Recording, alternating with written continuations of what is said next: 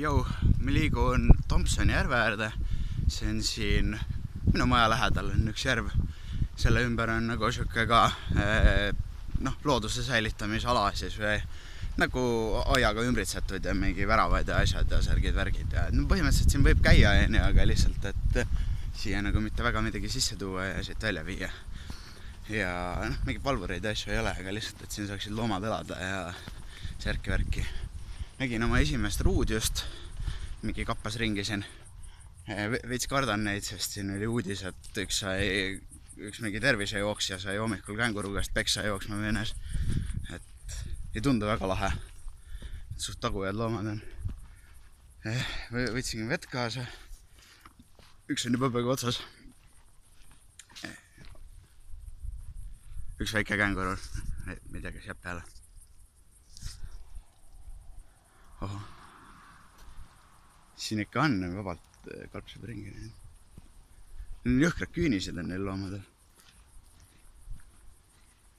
Ei tea, kes jäi midagi peale. Entering tieback free. Mingi suht hämmar olukord on. Põhimõtteliselt praegu sa näedki mind selles olukorras, kus kuidas ma nagu metsas olen mingi iga kuradi liigutus või iga jõnks on siukene südame alt käib jutt läbi, mis see oli, ja see mul räigelt huvitab, ja kuradi ei ole keeruline, veits kardad, ega siis tahaks kõike näha ja teha. Ja mingi udupeened puud on täiega lahe loodus. Peakski leidma mingi koha, kus saab ala mingi puude välimäära ja Austraalia või midagi sellist.